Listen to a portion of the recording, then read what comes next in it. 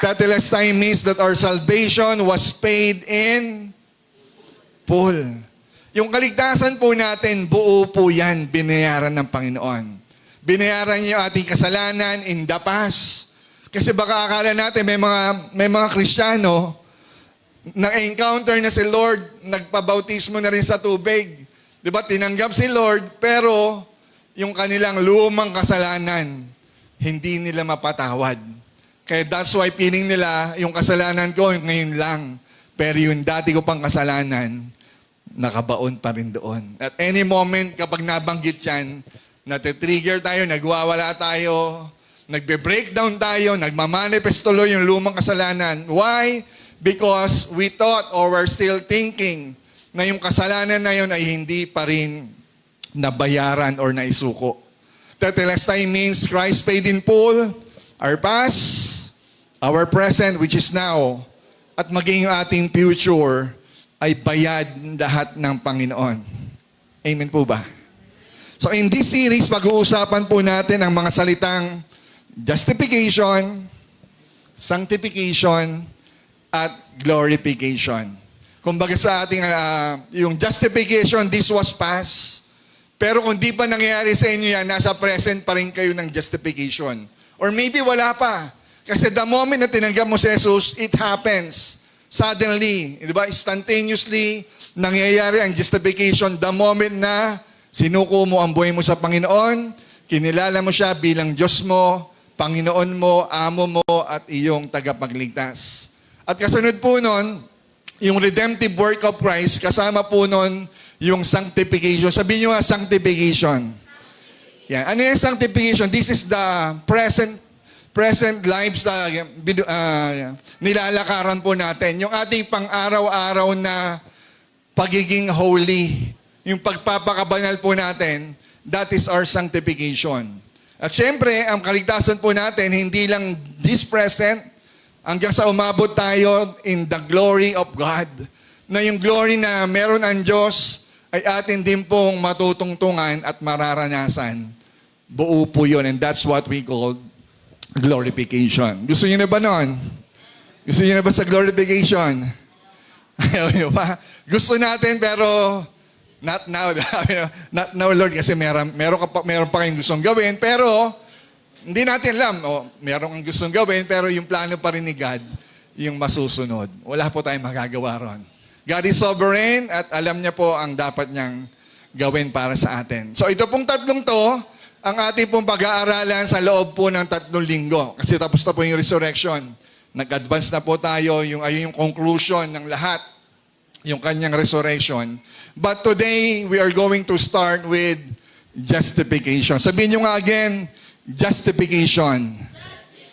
This is the first process ng salvation po ng Panginoon na pag-aaralan po natin. Maybe some of you are nagtatanong, Pastor, ano ba yung word na yan? Actually, these are theological term pertains sa soteriology or pag-aaral patungkol po sa pagliligtas or kaligtasan na ibinibigay ng Diyos sa tao. At sinisimulan niya po yung kanyang pagdideclare sa pamamagitan po ng salitang justification. Okay? So dahil dyan, sa salitang justification, I titled my preaching as Guilty or Not Guilty. Sabihin nyo nga, guilty or not guilty? Guilty or not guilty? Yan, tignan nyo nga yung katabi nyo. Ano ba siya? Siya ba ay guilty or mukhang inosente naman, pastor? Mukha naman hindi guilty. Tahimik lang, di ba? Hindi naman kumikibo. Guilty ba yan or not guilty? Minsan sabi nga nila, paano malalaman ang guilty or not guilty sa elevator kung sino may kasalanan? Ba? Kung meron kayo na amoy, diba, pag yung tao, yumuko, tahimik lang. Sabi ng iba, uy, guilty. Ikaw yun, no? Pero yung iba naman, kung sino rin yung unang nag-ingay, siya talaga yung may kasalanan. Siya yung nagpasabog, nagpasingaw. Kaya, tignan natin kung sino ba ang guilty. Are you guilty or we are all innocent? Kapag tayo po ba yung humarap sa presensya po ng Diyos, ano kaya yung i-verdict or i-judge sa atin ng Panginoon? Pagdating natin sa hukuman ng Lord, are we guilty or not guilty?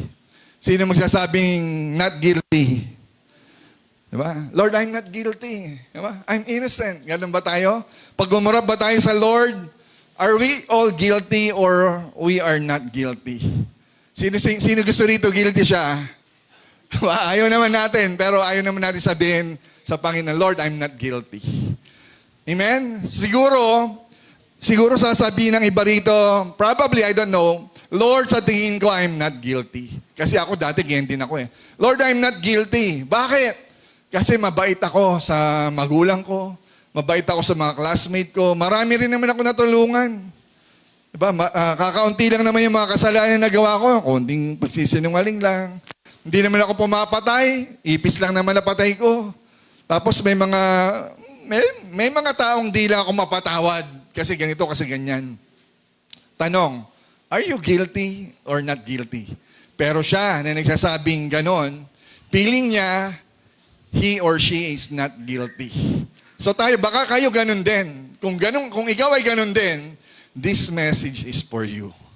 Guilty or not guilty. Or baka naman, ikaw ito. Feeling mo, guilty ka. Guilty na, sige, guilty na. Pero wala akong pakialam. Diba? Yun ang sabi mo, guilty na akong guilty. Guilty na ako, pero okay lang. Gusto ko naman tong ginagawa ko eh. Meron bagayan dito. Alam na guilty siya, pero ano ngayon? Maraming tao po ang ganyan. Alam nilang mali na sila, pero wala pa rin silang pakialam sa ginagawa nila. Ang importante, masaya sila. Yung driving force nila, bakit patuloy nilang ginagawa kahit mali na? Ang dahilan nila, dito ako masaya eh. Ano ba pakialam mo? Di, impyerno na ako mapunta sa impyerno. Ba't ka ba kasi nakikialam? Meron bang ganun dito? Yung ganun mindset. Alam ko, guilty na ako. Sige na, pang impyerno na ako. Para bang ang tingin nila, ang impyerno ay dyan lang sa labas. Diba? Piling nila ang impyerno natatapos din. Diba? Piling nila sa impyerno, may pinapahirapan si Satanas, minsan may pinagbibigyan. Parang si Gardan ba yun? Garland ba? Ewan ko. Ha?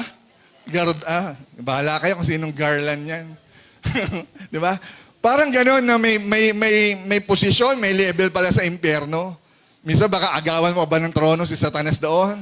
Ganun ba ang impyerno? May position, may level ng authority? Wala pong authority ron, kundi ang Diyos.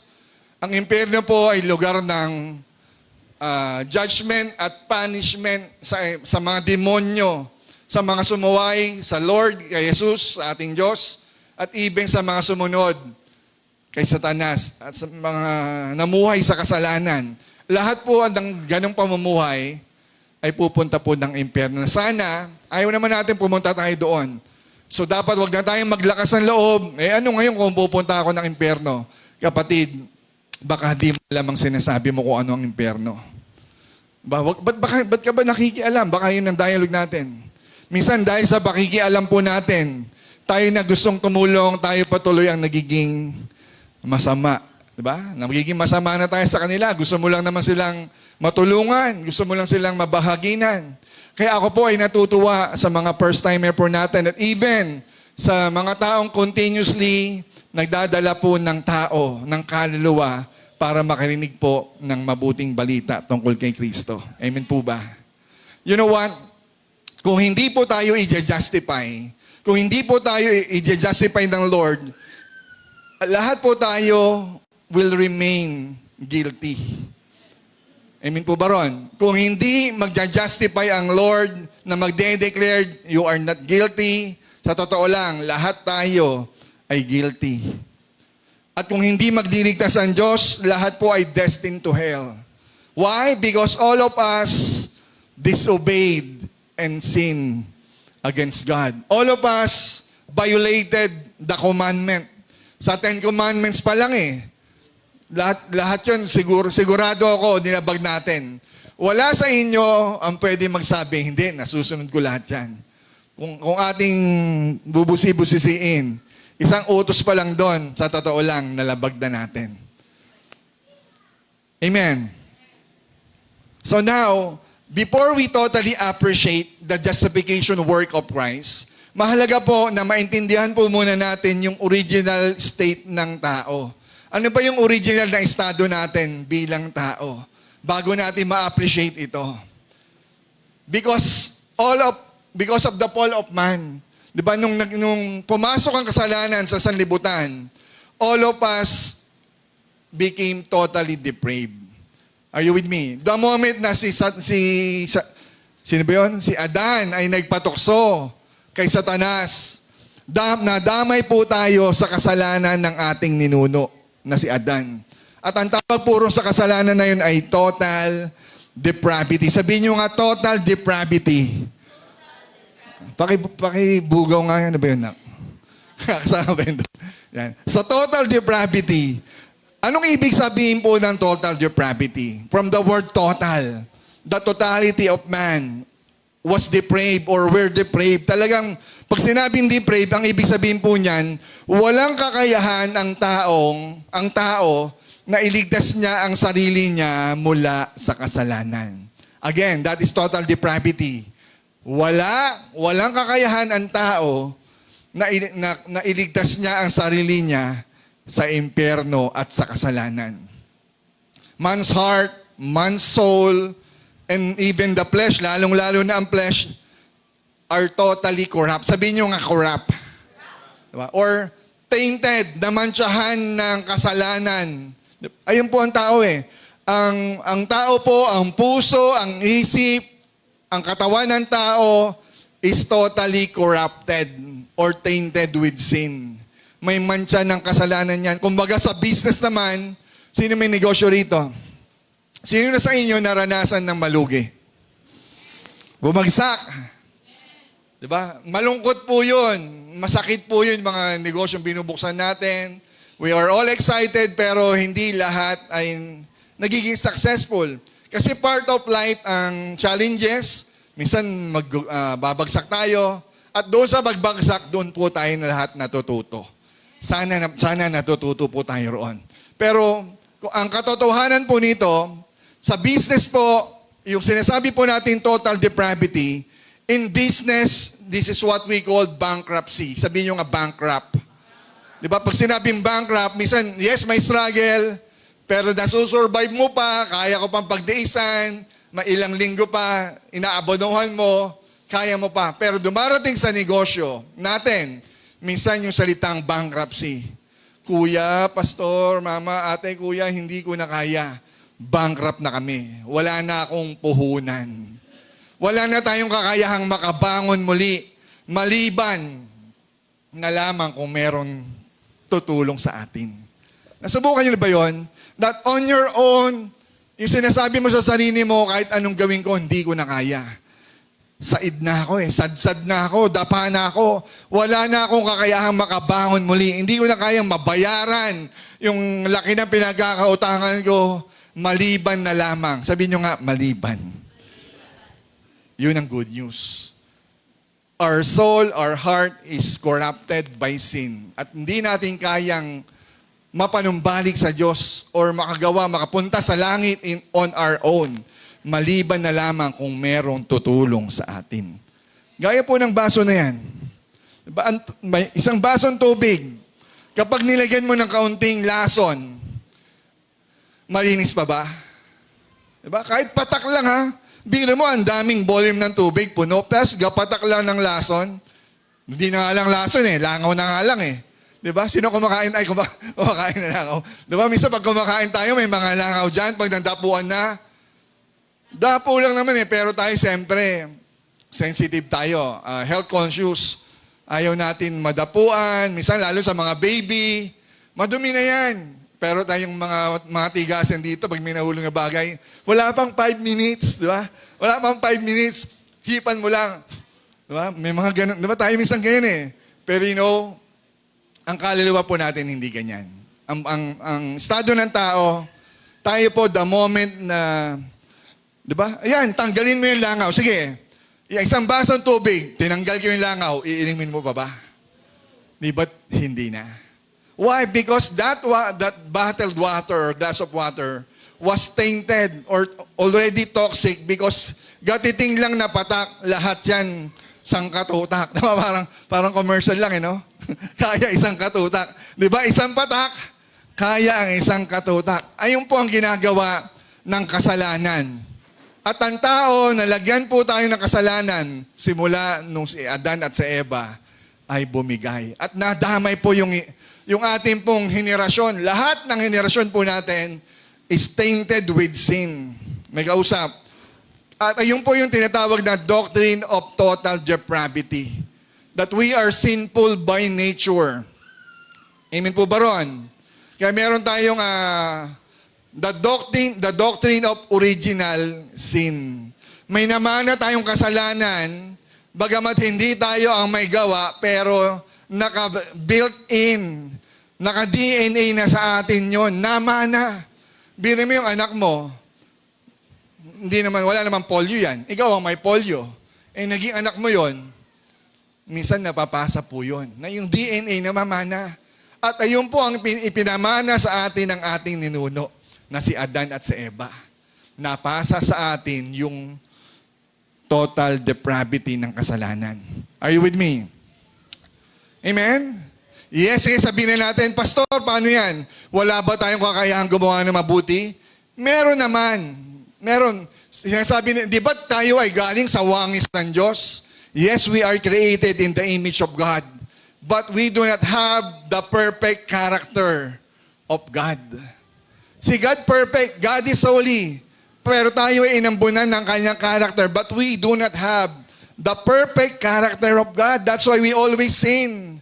Minsan linggo lang, tayo, I repent, pero sa susunod na araw, ay repeat. Di ba?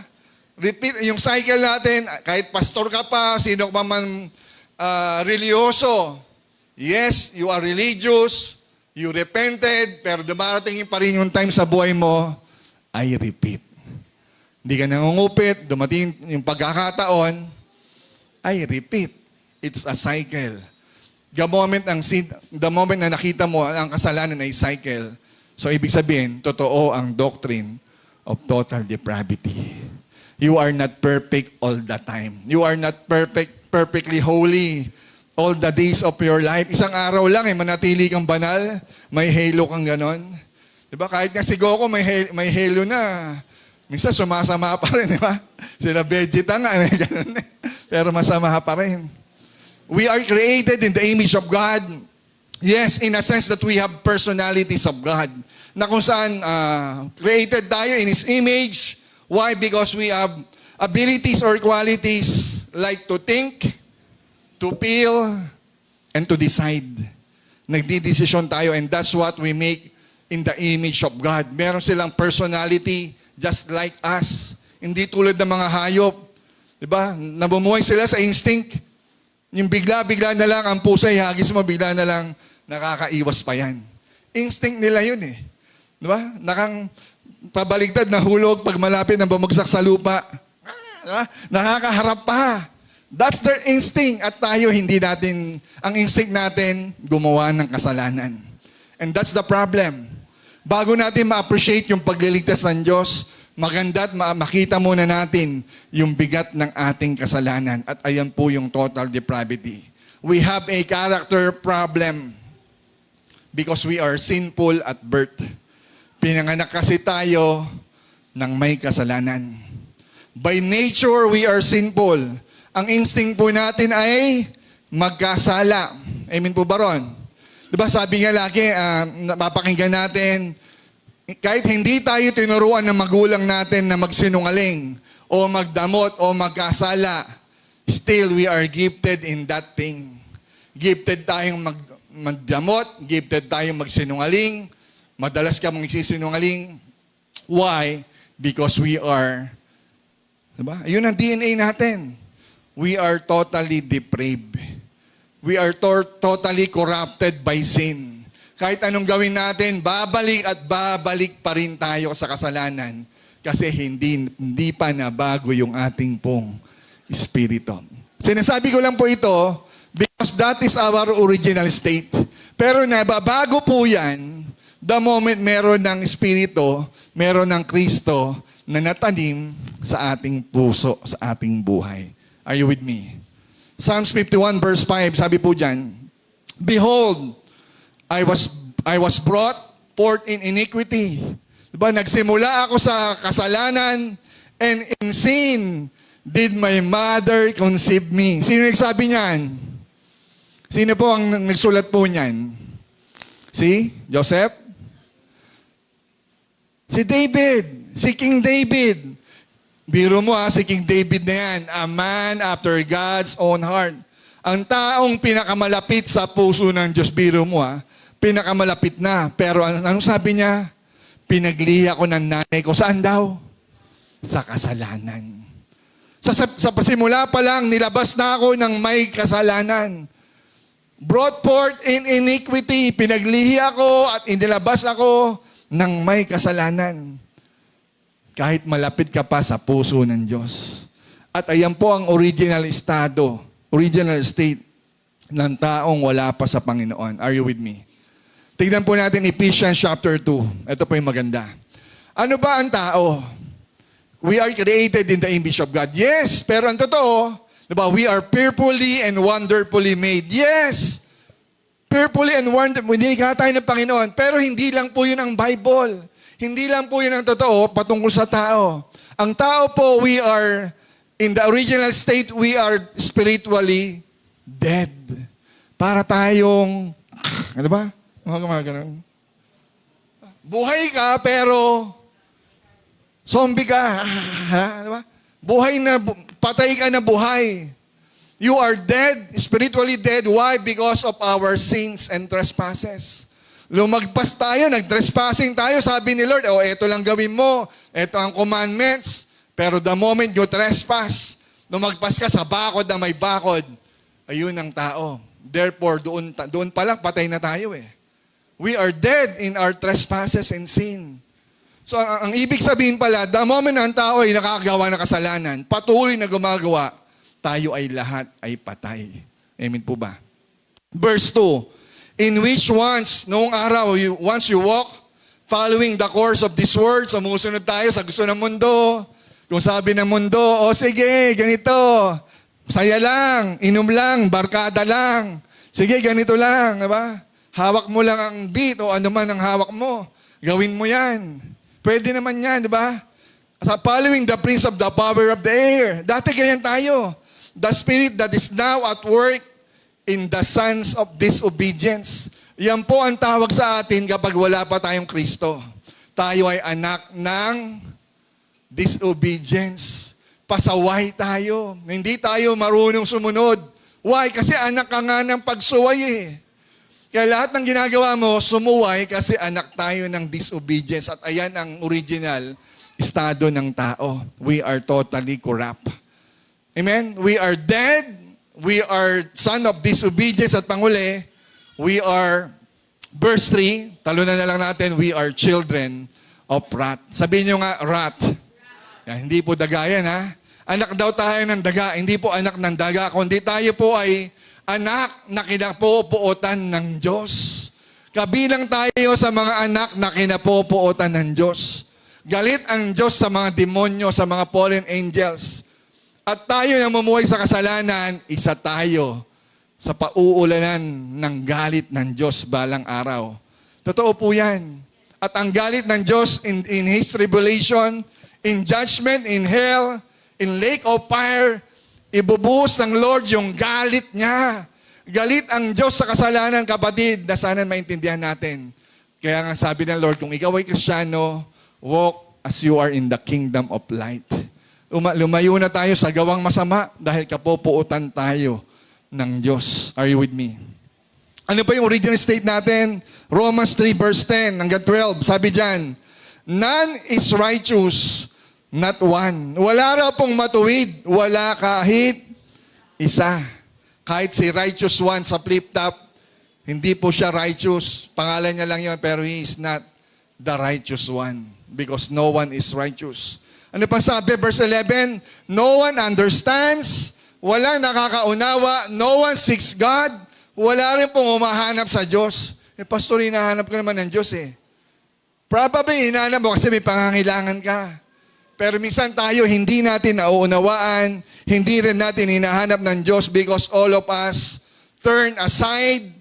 Together they have become worthless. We are worthless because no one does good. Not even one. Biro mo, no?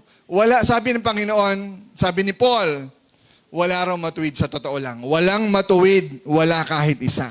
So, ibig sabihin, all people, all humanity was tainted with sin. There is no one pure. There is no one is totally holy. Kahit si Job, kahit si Abraham, lahat sila dumating yung point ng time. Maraming beses, kasi minsan hindi naman lahat ng kwento ng pangbuhay nila nasusulat eh. Pero ang Bible is general. We are all unrighteous. No one is good, not even one. Ibig sabihin po niyan, hindi po ibig sabihin niyan, hindi na tayo kayang makagawa ng kabutihan. Pag sinabi po total depravity, hindi po ibig sabihin nun, ay wala na tayong kakayahan kahit kaunti na gumawa ng kabutihan. Hindi po ganoon ang ibig sabihin nun. Yes, pwede naman tayo makagawa paminsan-minsan na mabuti, but ang sabi ng Bible, we will always fall short. Lagi tayong kapos, lagi tayong bitin. Why? Because of our depravity. Because nothing in us, nothing in man, nothing in humanity can be able to meet God's standard. May standard ang Diyos. Minsan pinipilit natin abutin, pero because of depravity, we will all fall short. Amen po ba? Kaya nga, we sin, we are not sinners because we sin.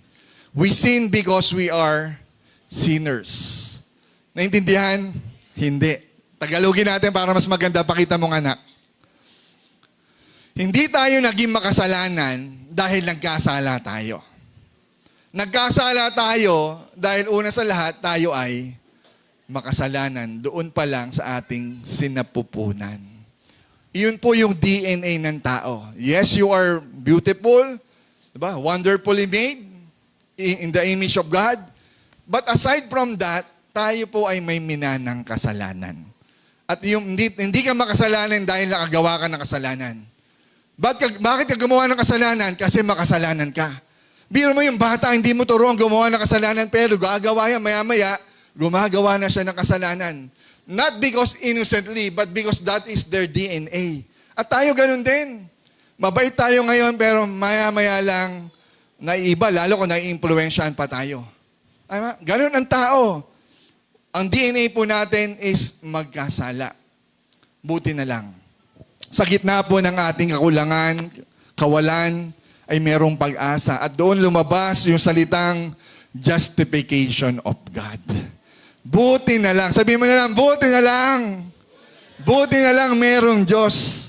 Dahil alam ng Diyos na hindi mo kayang iligtas or magligtas ng gayong sarili mong sayo lang, siya na ang gumawa ng paraan. Diba? Kaya meron justification. Again, ano ang justification? Justification is the process of God's salvation wherein God declared a sinful person righteous. God, you are righteous. Halimbawa ako si God. Joseph, you are tainted with sin, but you are righteous. But I declare you righteous. Kahit si Michael na pangiti-ngiti lang, Michael, you are much tainted with sin, but you are righteous pa rin. Ba? Ibig sabihin, when God says, you're not guilty. When God declared, you are not guilty, ay yung ang tawag po ron, justification. Hindi ka naman talagang mabuti. Wala naman talagang mabuti sa atin eh. Pero ang justification ay yung pagdedeklara ng Diyos na sasabihin niya, Joseph, Bernard, mabuti ka.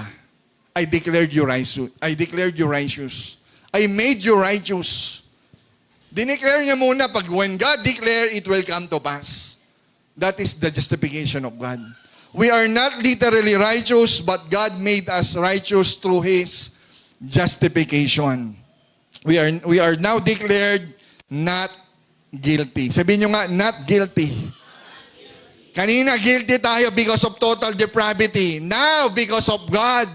But because of God's justifying work, justification, we are now declared not guilty. Ang sarap po mapakinggan yan. Di ba sa hukuman, ikaw, sa barangay nga lang, ipatawag ka eh. Ipatawag ka nga lang sa office ni pastor eh. Di ba, minsan nayuyuko tayo. Pero when God says, okay yan. Okay lang yan. You are not guilty. Iba yung feeling na maibibigay sa atin. Amen po ba? You are not guilty. Pero minsan madali lang po natin mabanggit ito, no? Madali na mabanggit that we are justified by God. Pero ang tanong, paano ba tayo na-justified? At yun po ang aking bibigyan ng the end for this morning. We are justified. You are not guilty anymore. Pero para ma-appreciate natin, paano tayo na-justified? Paano tayo na-deklarang matuwid at malinis na? Number one is what we call grace. Sabihin nyo nga, grace. By grace. Romans chapter 3 verse 24, sabi po dyan, we are justified by His grace as a gift. Sabihin nyo, gift. Regalo. Na-justified tayo ay pinawalang sala, dineclare tayong righteous at ito ay biyaya ng Diyos bilang regalo. Through the redemption that is in Christ Jesus. So, ibig sabihin, nagkaroon ng redemption. Ba? Yung grace ni Lord, ba? Yung nagsimula sa grace, tayo ay naligtas or itinuring na matuwid dahil sa kanyang biyaya. Sa biyaya lang talaga tayo naligtas. Siyempre, yung pamamaraan nun, ayun po yung pagtutubos ni Jesus, yung redemption. So, grace is a gift. Ang grace po, ang biyaya po ng Diyos para malinawan po tayo, ito po ay regalo. Pag sinabi pong regalo, it is free, libre po ito. But this gift is not cheap. Grace is free, but not cheap. Paano? Libre, pero may bayad. Parang ganun po yan. Ano libre, may bayad? Pastor, hindi ko maintindihan. Libre, tapos may bayad. May bayad kasi hindi nga siya cheap eh. Anong ibig mo sabihin, Pastor? Grace is free, but it is not cheap. Libre, pero may bayad. Ibig sabihin lang, tayo ang nilibre, pero may iba ang nagbayad. Bahayahay tayo, pero siya, aray-aray. Bakit niya ginawa yon? Para sa'yo. Amen? May namatay para sa'yo. Imbis na dapat ikaw yung mamatay sa kasalanan mo, pero because of His grace, because of God's love and mercy and grace, siya yung pumalit. So grace is free, but it is not cheap. May nagbayad, at ang bayad napakamahal. Hindi pera ang ibinayad. Buhay. Dugo. Amen po ba? Dugo ng Lord. Tayo ang libre, pero ang Lord ang nagbayad. That's number one. That is the grace of God. Pangalawa, paano tayo nagkaroon ng justification? Through redemption. Sabihin nyo nga, redemption. Diba, yung ibang salit po niyan, redeem. Diba, kinilim, ibig sabihin, tinubos tayo. In the original Greek, ang tawag po dyan, agorazo at ex-agorazo. Sabihin nyo nga, agorazo. Yan, pakita mo nga anak yung nilagay natin dyan. Diba? Yung Greek word po ng redemption, it means agorazo. Agorazo means believers have been purchased in the slave market. Para nasa palengke tayo ng kasalanan, lahat na nado doon, lahat siyang makasalanan. Una is what we call agorazo. Yung redemption ni Lord, ang una niyang ginawa, binili ka. Sabi mo sa katabi mo, binili ka. Binayaran ka ni Jesus. That's the first part. Biro mo, pabulok ka na, binili ka pa. That's the first part. That's what we call agorazo. Pero yung agorazo, pag nilagyan mo ng X, ang tawag ay exagorazo. Sabihin nyo nga exagorazo. Parang eggs sa may baso. Exagorazo. Ibig sabihin nun yung X, remove from the slave market. So ang ginawa ng redemption ni Lord, una, binili ka. Binayaran niya ng dugo niya. Hindi ka lang binili. Hindi ka lang binayaran. Inalis ka pa doon sa slave market. Inalis ka pa doon sa sistema ng mundo. Kasi kung hindi ka aalisin doon, binili ko yan, pero namumuhay pa rin siya ron, walang exagorazo nangyari. Pero you know what? Kapatid, yung justification ni Lord, it is an exagorazo. You are being redeemed. Sabihin nyo nga, redeemed.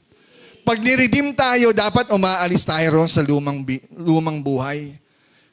Maraming Kristiyano tinanggap si Lord. Yes, Lord, ligtas na ako. Teka kapatid, kailangan may exograso. Kailangan umalis ka ron sa dati mong tindahan. Tindahan ng kasalanan. Sa dati mong bisyo. Sa dati mong alak. Sa dati mong yosi. Sa dati mong mga masasamang gawi. Kapatid, you are redeemed. Saksak mo yan sa utak mo, sa puso mo, sa baga mo. Lahat na. Redeem na ako eh. Kung redeem na ako, bakit pa ako mamumuhay dito? Kapatid, ang tao hindi nagtatagumpay, ang Kristiyano, kasi hindi niya naisip na you are redeemed. Kung binili ka na ni Jesus, ba't nandiyan ka pa sa dati? Amen? Binili na ako eh. Dito, eto na ang buhay ko. Amen? The price was paid by God at the cross. Sabihin nyo nga at the cross. Diba anong kanta yun? Hindi naman yun. Sige, yan na lang po. At the cross, Ephesians chapter 1 verse 7, sabi niya, in Him we have redemption through His blood. In Him we have redemption through His blood, the forgiveness of our sins. Yung redemption po natin, nakamit po natin yan, niredeem tayo, binili tayo, binayaran tayo ng dugo. We were slaves in the market, sa slaves market of sin, pero tinubos po tayo hindi ng ginto, hindi ng pera, hindi ng pilak, kundi tinubos tayo ng sariling dugo ni Kristo. It was free. It was free to us, but that free was not cheap. Natanggap natin ang kaligtasan ng libre, pero kapatid, may bigat, may halaga, kasi yung bayad na yon, buhay at dugo ng ating Panginoong Hesus. Dapat winabalue natin yon. Niredeem na kita, anak eh. Diba? Dapat i-value natin. Namatay si Kristo para sa atin. Hindi niya hinihingi na mamatay tayo sa Kanya. Ang hinihingi niya, mabuhay naman tayo para sa Kanya. And that's we value Him. Amen? Colossians 2:14, sabi po dyan, by canceling the record of debt, yung mga utang mo, kinanceled, that stood against us, ang hirap nun. With its legal demands, naku, ang daming demand, ang daming kasunduan, ang daming mga tax, ang daming kailangang bayaran. Pero, this He set aside. Sinet aside ni Christ, paano? By nailing it to the cross. Lahat ng utang mo, lahat ng kasalanan mo in the past, present, and future, Christ nailed it at the cross. That is the value of redemption. Niredeem tayo, lahat ng kasalanan natin, bayad na. Pero sabi dyan, canceled. Sinulat na ng, di ba? Di ba may utang ka, tapos ang ginawa, yung papel na yon, may utang yon, hindi mo magagamit yon na ipapautang muli sa iba. Maliban na lamang, tatakan na canceled. At ang tatak ng Diyos, dugo. Diba? Dugo ng Diyos ang tatak. You are sealed with a price. At ang price is the blood of Christ. Amen. Sana ingatan po natin. Hindi lang basta namatay si Jesus, namatay siya para magkaroon ka ng buhay na bago. Amen. Hebrews 10:10, sabi po dyan, we have been made holy to the sacrifice of the body of Jesus Christ once for all. Sabihin nyo nga, once for all. Diba yung sinasabing once and for all.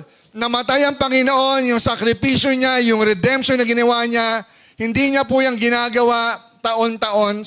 Kapag mahal na araw, nagpipinitensya ka kasi piling mo, babayaran ko ang kasalanan ko.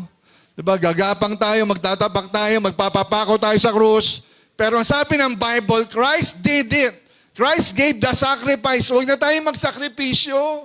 Kapatid, parang awa mo na. Ang tawag puro hindi sakripisyo. Ang totoo lang, ang tawag doon, insulto. Christ paid once and for all. Binayaran ko na, tapos ginagawa mo pa. Ano ako, walang silbi? Kapatid, dugo ni Kristo, bayad lahat. Tapos ngayon, nagpapakahirap ka pa. Kulang eh. Kailangan hampasin pa ako ng goma. Nasaktan, di ba? Hampas ng goma. Nakita niyo yun? Tama? Kapatid, huwag na po natin gawin yun. Kasi kapag tayo nagpipinitensya, sa lahat po na nanonood sa amin, yun po ang katotohanan. Yun po ay insulto. Kasi sabi ng God, Christ paid it once and for all. May kausap. Isang beses lang namatay ang Diyos, tapos na. Hindi na paulit-ulit.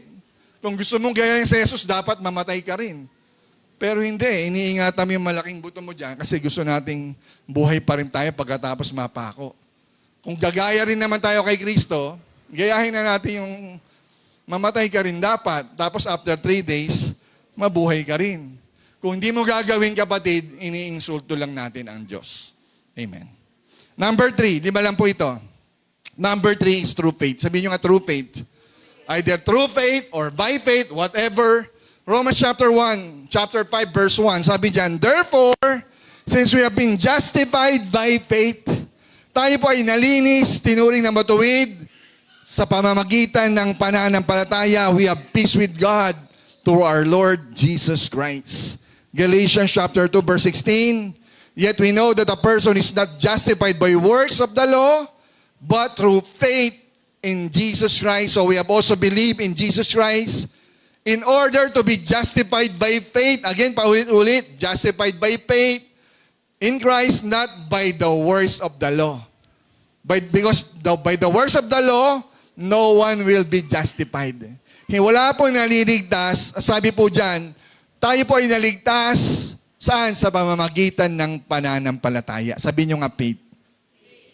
At hindi po tayo maliligtas sa pagsunod sa kautusan. Ng lahat ng kautusan, kailangan gawin lahat mabuting sundin ng kautusan. Pero sinasabi ng Bible, sinasabi ni Lord, sinasabi ni Pablo, hindi ka maliligtas sa pagsunod mo sa kautusan. Bakit? Kasi hindi mo nga kayang manatili dyan. You are totally corrupt.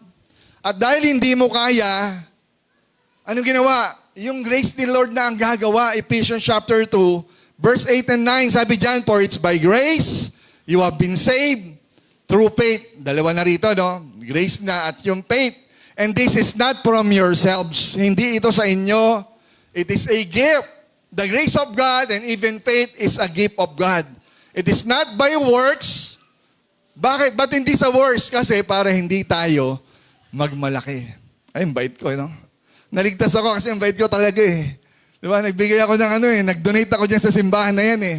Yung mahihirap dyan sa yung sa may kawayan. Dati plastic lang hinihingi yung pera na eh. Inabutang ko rin yun eh. Diba? Kung tayo po ay mabuti, dahil sa mabuting gawa natin, gusto natin yan.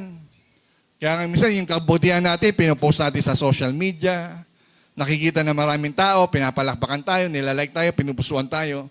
Why? So that we can boast. Galing ko, no? You know what? Ang pananampalataya po, katulad po ng grace, ang pananampalataya ay hindi po bayad sa kasalanan. Nilinawin ko po, yung faith po dyan, hindi yan bayad sa kasalanan.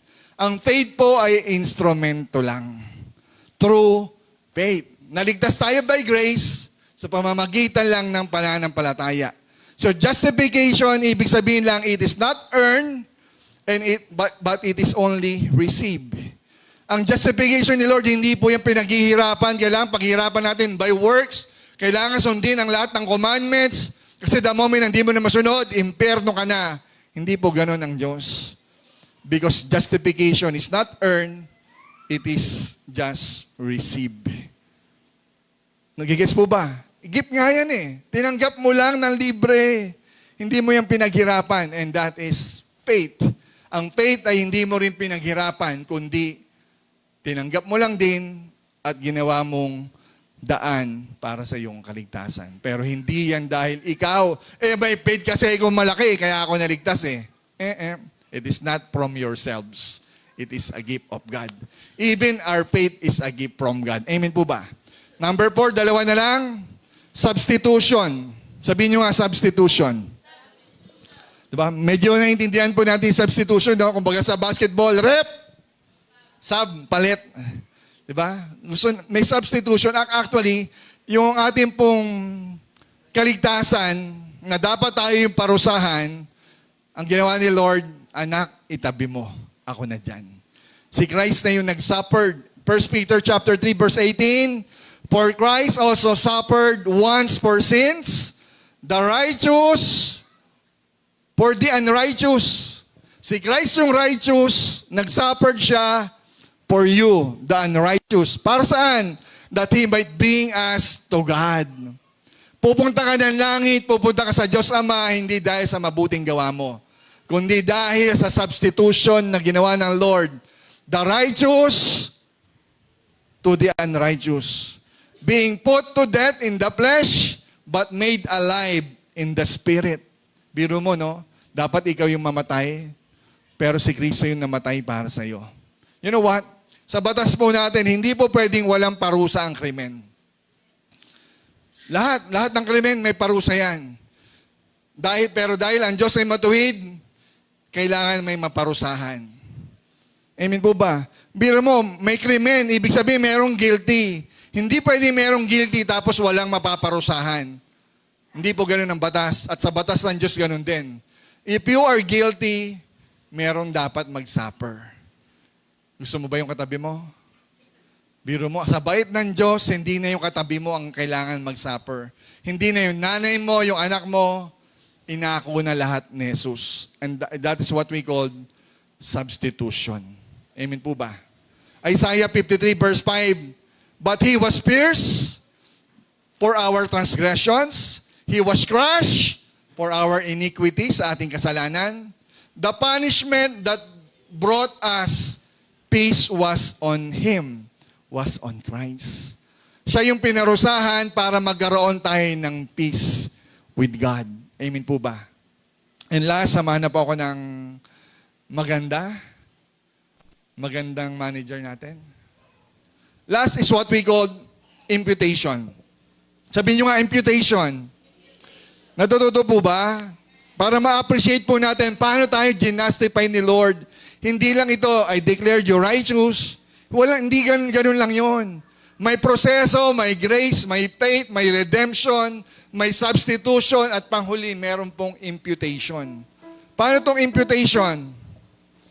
Imputation is a accounting term. Sabihin nyo nga accounting. Nang ibig sabihin lang po dyan, to credit to someone's account. Diba? Inilipat yung account ko, sa akin to eh. Gcash ko nga kay Jayshell. Jayshell ang Gcash mo. Diba? Diba? Tinransfer sa'yo. Parang tayo naman, yung kasalanan natin, yung imputation, tinransfer naman natin kay Jesus sa cross. Galatians chapter 3 verse 13. Sabi diyan, Christ redeemed us from the curse of the law. Biro mo, we are cursed from the law by becoming a curse for us. There is an imputation. Yung curse natin, yung sumpa na dapat sa atin, it was imputed, it was credit, it was reckoned, it was debited to Christ. For it is written, curse is everyone who is hung on the tree. Dapat tayo yung ipapako sa krus. Dapat tayo yung mamamatay at pupunta ng impyerno. Pag namatay, automatic impyerno. Bayad ka, pero you will suffer that in hell. Yung punishment mo, yung crime mo, will be punished in hell. Pero si Christ, this is imputation. Yung baho mo, lahat ng kasinungalingan mo, lahat ng kasalanan mo, yung dumi mo, ayaw natin ipakita sa tao, pero si Christ, inako niya. Yung sumpa na ikaw dapat ang meron, siya yung umako doon sa krus. Dapat ikaw ang nakapako eh. Dapat yung ikaw ay mamamatay eternally, but Christ made Him as a sacrifice. 2 Corinthians 5:21, for our sake, He made Him to be sin, who knew no sin. Biro mo si Kristo naging kasalanan, wala namang kasalanan. Bakit? So that in Him, we might become the righteousness of God. Grabe, ang ganda. Diba? Ang kasalanan mo, ang imputation na nangyari, yung kasalanan mo, ipinataw natin kay Jesus sa krus. Tapos yung kabutihan, yung katuwiran, yung kabanalan ng Diyos, ipinataw naman sa'yo. That's why kaya na natin maging banal, kaya na natin makagawa na mabuti, because the holiness of Christ was imputed in us. May banal na espiritu na kaya nang magpigil, na kaya ng sumunod. Kasi kung wala yon, hanggang New Year's resolution lang tayo. Isang linggo, isang buwan lang, tapos balik sa dati. Fair ba yan? Yung verse na yan, fair ba yan? Yung kasalanan mo kay Lord, tapos pagdating sa blessing, gusto mo sa'yo? Ganyan ang ginawa ni Kristo. Hindi ka ba dapat matuwa niyan? Kasi kung usapan ng fairness, eto ginawa mo sa akin, masama ginawa mo sa akin, igaganti ko sa'yo kasamaan din. That is fair.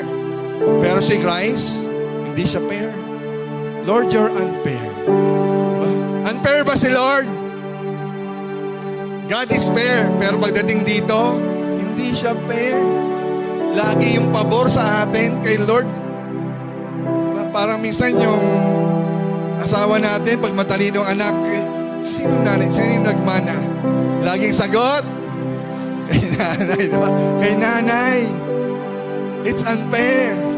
Ang talino, alam na yung talino, galing sa mga nanay yan, naririnig. Lahat daw ng talino galing sa nanay. Ano? Kawawa naman ako, wala bang galing sa akin? Pag talino sa nanay, pag kasalbahiyan ng ugali, sa tatay lahat nakuha. Unfair. Pero si Christ is unfair. Yung kasalanan mo siya umako, yung kabanalan ng Diyos, ibinigay sa'yo. Amen po ba? In conclusion, pakita po natin, anak, anong result ng justification natin?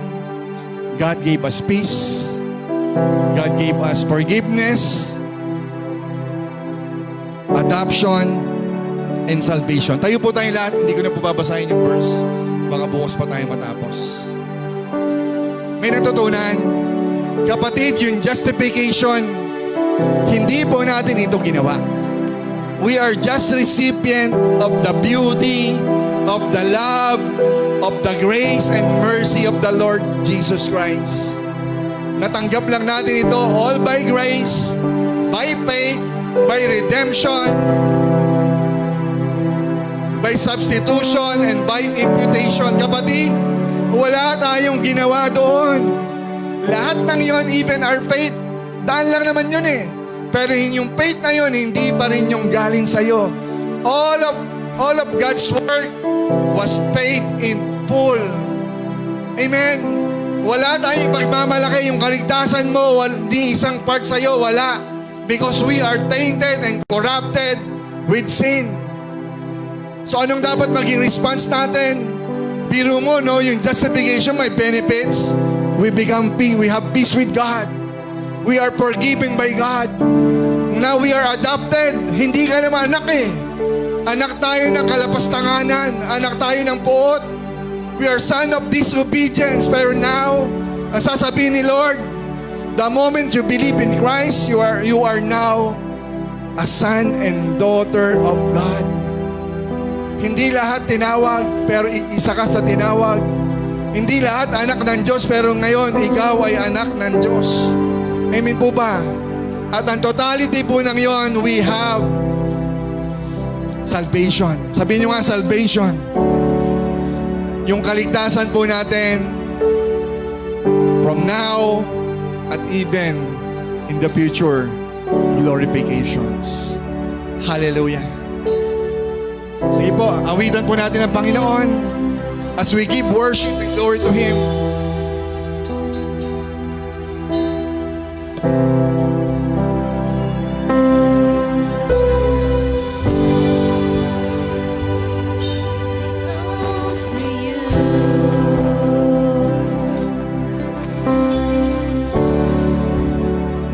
Never let me go.